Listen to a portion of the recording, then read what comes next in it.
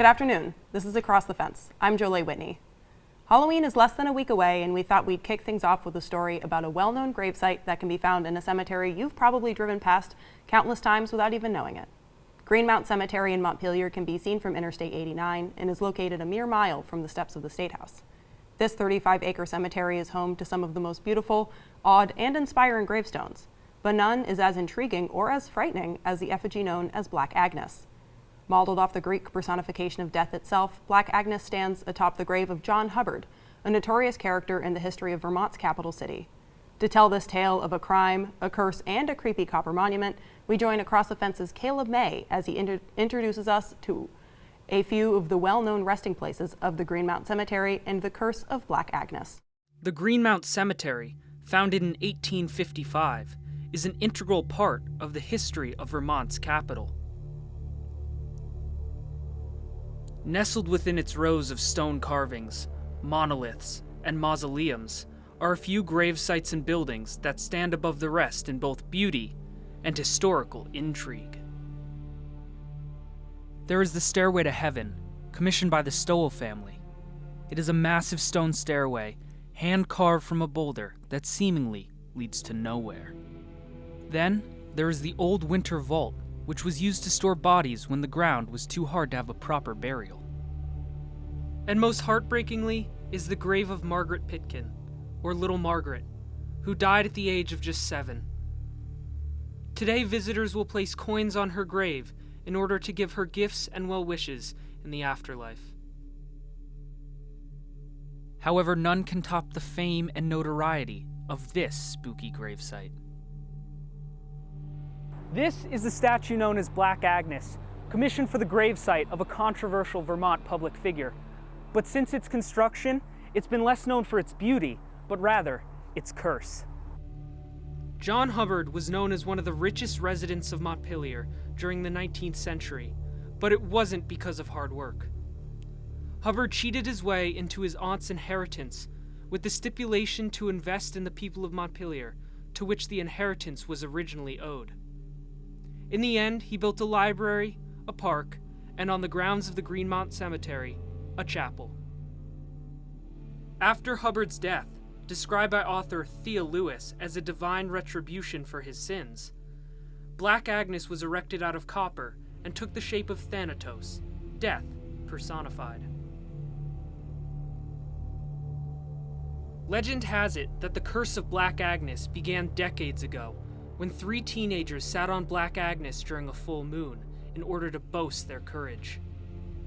They left and drove home, but by the end of the week, one had shattered his leg, and the other 2 were dead.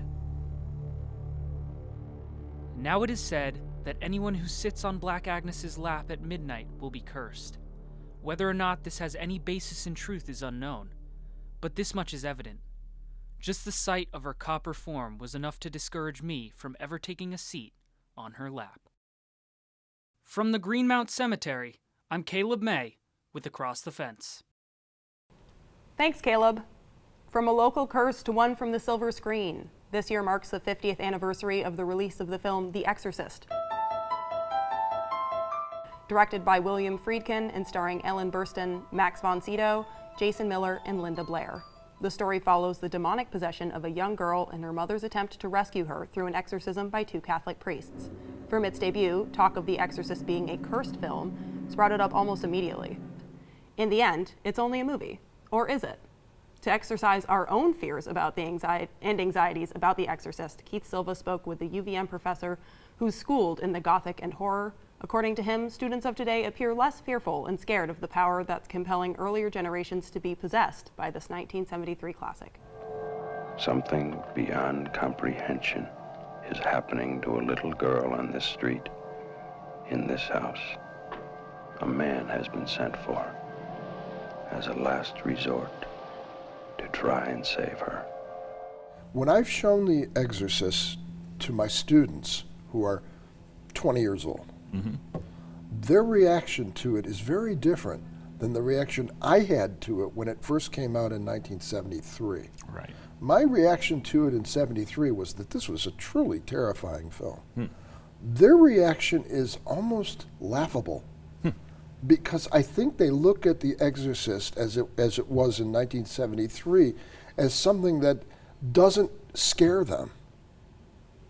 It holds no scare for them.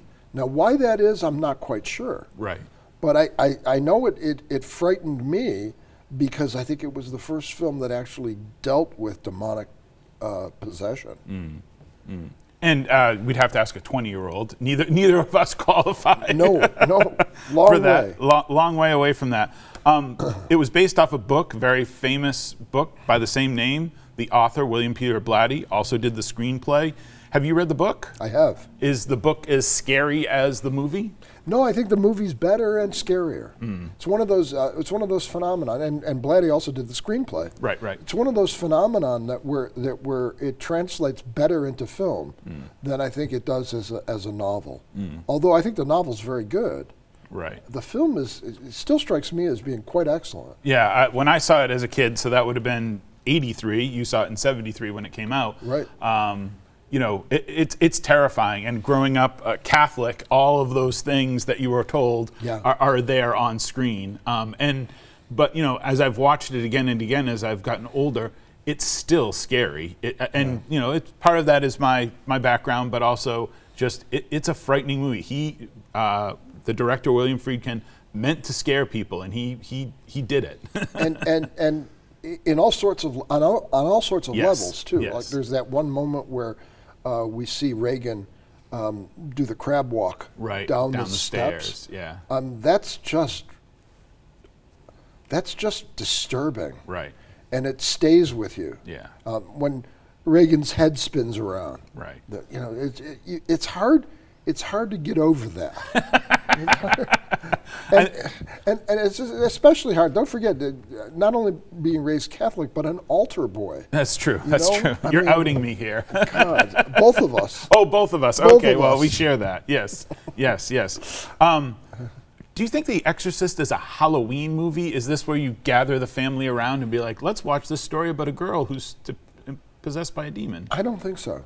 No. I don't think so. There are better films to do that with, like the Scream series, for example. That's the kind of thing where you get together with your friends, or any of those slasher films like Friday the 13th, or Halloween. They're wonderful to get together with people and to scream out as you would in the theater. Yeah. Don't go down there. It's a mistake to go in that basement. Don't go there. Yeah. The Exorcist, little bit different as far as sort of a communal experience. And although ironically, because it focuses on the church, the Catholic Church becoming very involved, and as I'm sure you know, the Catholic Church got great publicity from that film because it showed the power of the priest. Right. It showed the importance of the priest, the centrality of the priest as a figure of not only as a figure of benevolence and a figure of generosity and power, a certain degree of power, fighting evil, and the reality of evil. Right. I think one of the things about The Exorcist, and maybe this speaks to a later generation, as people have gotten farther and farther away, at least in the East Coast, from religion and sort of these sort of ancient beliefs and these ancient systems. I think that's one of the things that the book and the movie do really well is Pazuzu, the demon in the movie, is old. He's been around. He was in, ancient Mesopotamia, and, he's been around for a while, and it's part of that evil has always been here, and true evil on a supernatural level that we don't understand. No, I agree. I think that's an interesting point about what the film does. I also think it's interesting to talk about the way in which Pazuzu looks for the fight. Yes, very much. I mean, this is something he's excited about. This is a 12-bout round. Right. Or 12-round bout. Yeah, sorry. yeah. And he's interested, and he brings it on. Bring it on. Right. As though evil were as strong as good. Right. In fact, maybe in some ways it's stronger. Yeah, it's funny you talk about it. Of course, the famous scene is the end of the movie where the priest calls the demon into him, and then dives through the window and kills himself, thus killing the demon. Right. Pazuzu's a survivor. He wants to move on to the next thing. He wants to move on to the next host, the next body. That's right. This poor little girl. That's right. And of course, the ending that you're referring to here begs the question: where does Pazuzu go now? You know, does Pazuzu? And I think it would have been interesting if the people who made the film would have had when Karras is dying, he's not quite dead yet. Right. When they give extreme unction, Yep. right? Last rites. Last rites. Catholic boys, right? Use the Latin, so points to you. Altar boys. Yes. To have Pazuzu jump out of Karras Right. and enter one of the people who's performing extreme unction. Right. I forget the name of the guy who's the priest that's Yeah, there. it's Karras's friend who's Karras's there, friend. Yeah, that's right. who does that. I have been on those stairs, the Exorcist steps in Georgetown, and it's pretty scary. I mean, I like I said, I'm a fan of the movie. So walking up those stairs, it hurts. It hurts. That's a very steep climb. That's right. Up those stairs, and you feel it. You feel whatever it was. So maybe Pazuzu's in the steps. I can't help you there. It was a little scary. But, Yeah, I bet it was. I bet it was a nice way to refer back to the film. Yes. Our thanks to Tony Magistrali. We'll continue talking with Tony on Halloween Day when the topic will be haunted houses. Join Keith Silva and Tony as they discuss ghosts, the Gothic, and Americans' anxiety of home ownership. That program airs Halloween Day right after the WCAX noon news and weather. Thank you to everyone behind the scenes here at WCAX for making us look and sound so good. I'm Jolie Whitney. Have a good one.